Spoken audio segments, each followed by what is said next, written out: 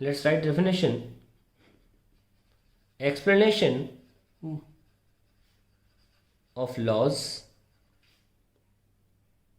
of photoelectric emission.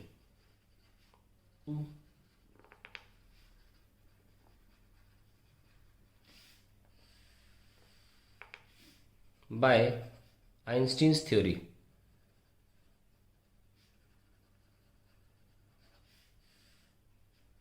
पहला, higher the intensity,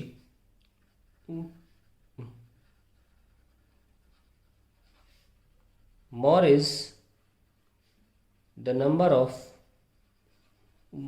photons, and hence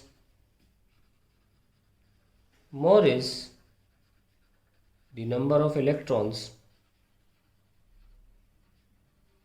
emitted. ठीक है, तो पहला लॉ साबित हो गया, जिसमें हम कह सकते हैं कि हाँ, करंट जो है, फोटो करंट जो कि इलेक्ट्रॉन की वजह से हो रहा है, वो इंटेंसिटी से डायरेक्टली प्रोपोर्शनल है।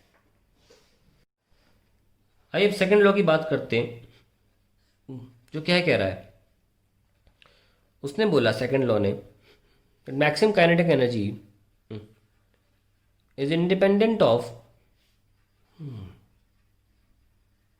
Intensity of light. ये सेकंड लॉ था। पहले समझते हैं कहने का मतलब क्या है। देखिए, एक बात बहुत ध्यान सुनिए, higher the intensity only means more number of photons, which may result into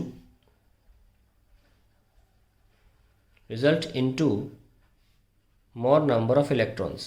ज़रूरी भी नहीं होता, which may लिखा है मैंने इसीलिए। more number of electrons,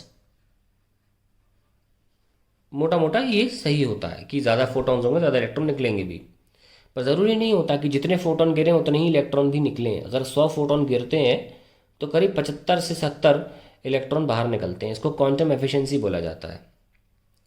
खैर, आई थिंक मैंने पहले भी बताया, कहीं ना कहीं बताया होगा, I hope.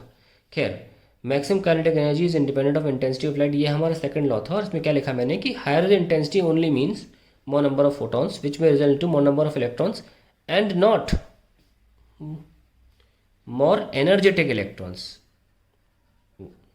And not more energetic electrons. ये मतलब नहीं होता, हाँ, ज़्यादा इलेक्ट्रॉन्स हो सकते हैं पर ज़्यादा काइनेटिक एनर्जी वाले इलेक्ट्रॉन्स, ऐसा नहीं होता। इसकी वजह सुनिए, आइंस्टीन ने कैसे साबित किया इस बात को कि काइनेटिक एनर्जी इंटेंसिटी पे डिपेंड नहीं करती। आइंस्टीन ने बोला, Einstein said that the photo electric effect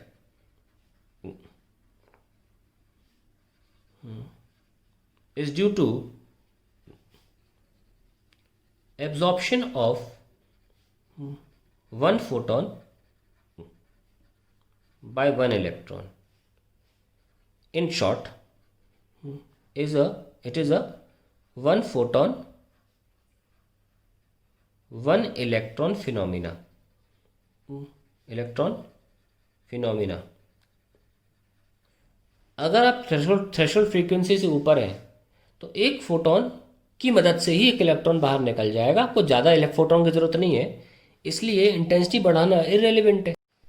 दस, on increasing intensity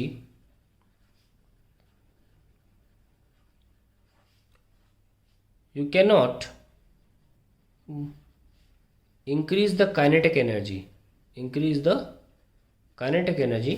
However, you can increase electrons,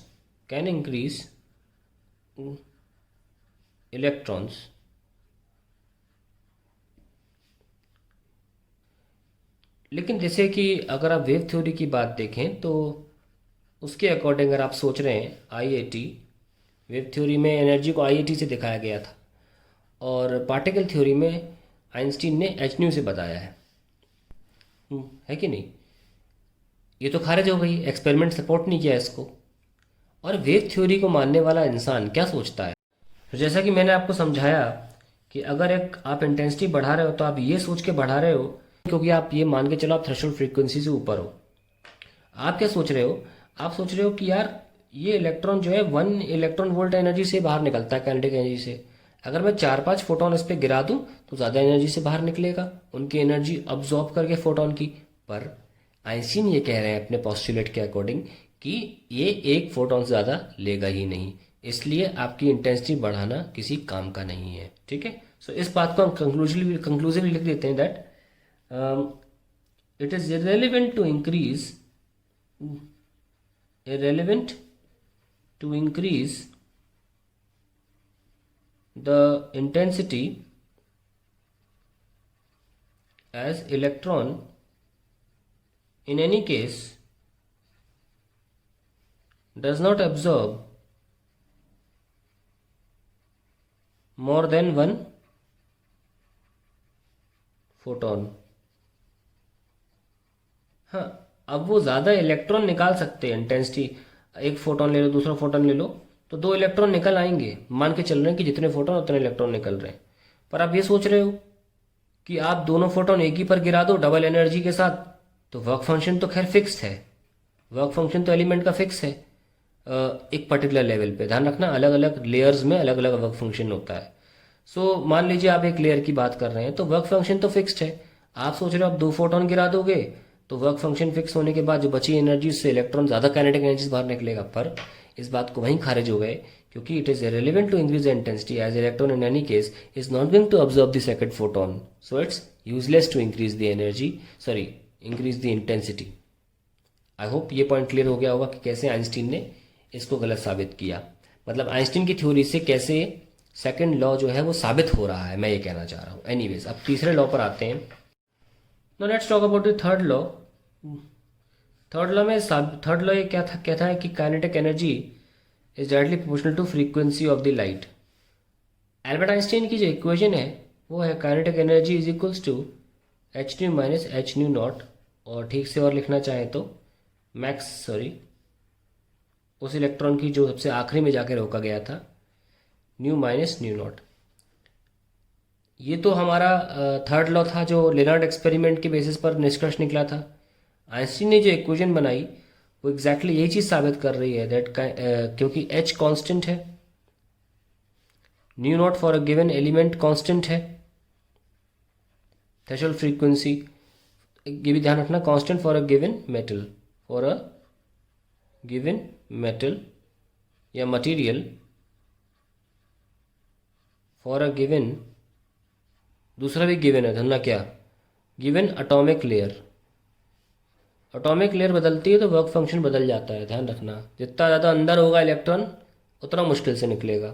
खैर, ये दो चीज़ें जब कांस्टेंट हो जाएंगी तो काइनेटिक एनर्जी तो डेफिनेटली प्रोपोर्शनल टू फ्रीक्वेंसी होनी है, और ये हमारे थर्ड लॉ को भी सही साबित कर देती है। तो आप ऐसे बोल सकते हैं। इसमें कुछ चीज़ें ऐड कर देते हैं जैसे कि काइनेटिक एनर्जी कैनॉट बी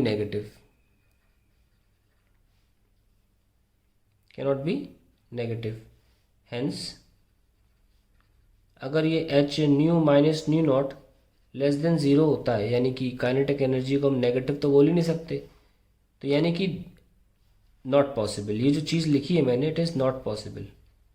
तो इनके तीसरे आइंस्टीन की इक्वेशन की मदद से हम ये भी साबित कर पा रहे हैं that if nu is less than nu not photo electric effect cannot occur, क्योंकि काइनेटिक एनर्जी नेगेटिव नहीं हो सकती ना। उसी बेसिस पे मैं लिख रहा हूँ कि जो इक्वेशन का आरएचएस था वो भी नेगेटिव नहीं हो सकता, तो नेगेटिव नहीं हो सकता, अगर है तो फोटो इलेक्ट्रिक इफेक्ट नहीं होगा, फोटो इलेक्ट्रिक इफेक्ट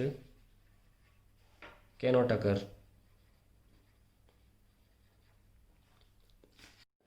अब फोर्थ लॉ की बात करते हैं। ये क्या कहता है that since an electron absorbs a photon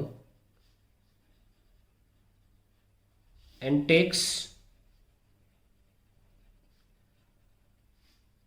its energy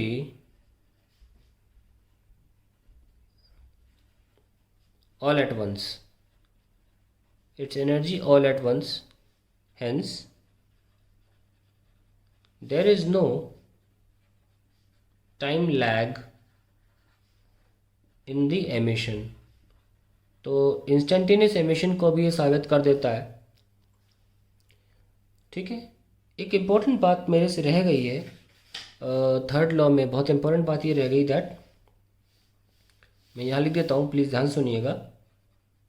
H new kinetic energy maximum H nu minus h nu not if kinetic energy is zero, यानी कि इलेक्ट्रॉन एमिट तो हुआ पर उसकी काइनेटिक एनर्जी नहीं है, then h nu minus h nu not equal to zero, यानी कि न्यू बराबर न्यू नॉट, है ना।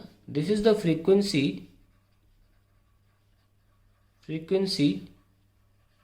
एट विच, क्योंकि ज़ीरो काइनेटिक एनर्जी है तो आगे नहीं गया, तो जस्ट एमिशन ही हुआ है, eight which emission begins। This frequency is also called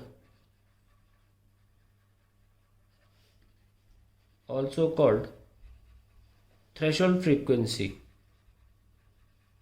threshold frequency। सारे के सारे चार लॉ आइंस्टीन की थ्योरी के अकॉर्डिंग एक्सप्लेन हो जाते हैं।